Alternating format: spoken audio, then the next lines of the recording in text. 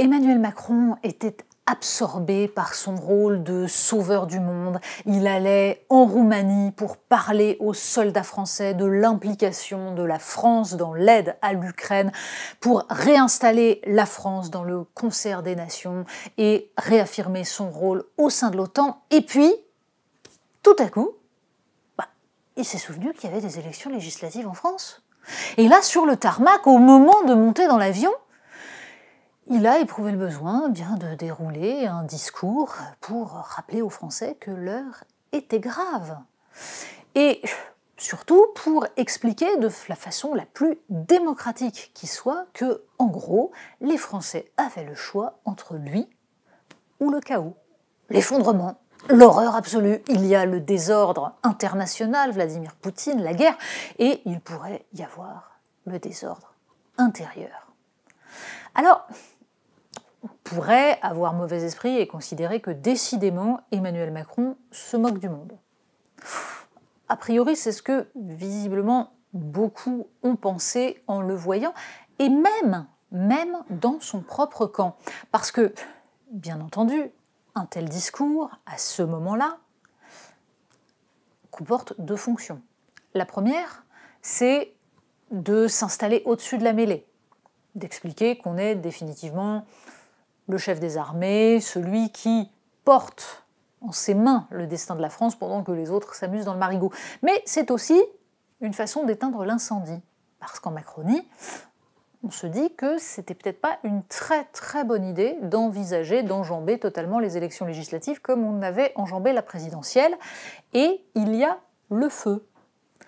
En même temps, Emmanuel Macron est-il dramatiquement inquiet à l'idée de ne pas avoir de majorité absolue?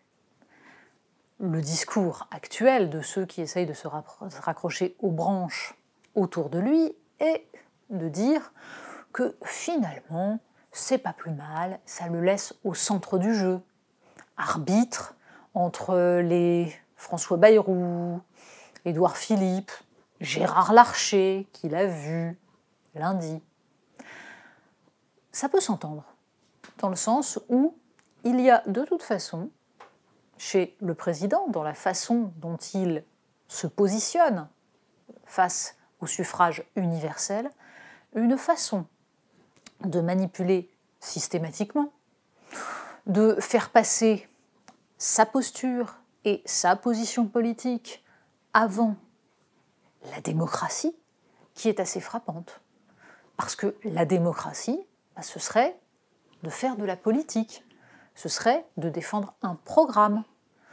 Or, à aucun moment, Emmanuel Macron n'a donné l'impression même d'y songer.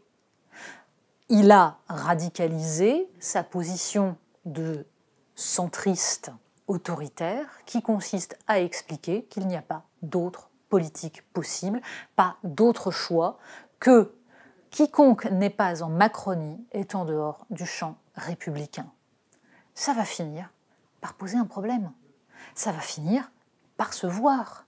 Pour l'instant, la chance qu'il a, c'est que c'est Jean-Luc Mélenchon qui a réussi à mettre en place une dynamique. Il va y avoir des députés NUPES, sans doute beaucoup, mais la gauche, en pourcentage de voix, ne fait pas plus au premier tour de 2022 qu'au premier tour de 2017. Quant à ceux qui, en revanche, ont augmenté largement leur pourcentage de voix, eh bien, heureusement pour Emmanuel Macron, ça ne se voit pas, puisque c'est le Rassemblement national. Mais ça pourrait ne pas durer. La stratégie de l'omelette dont on coupe les deux bouts pourrait ne pas réussir toujours et même se retourner très vite.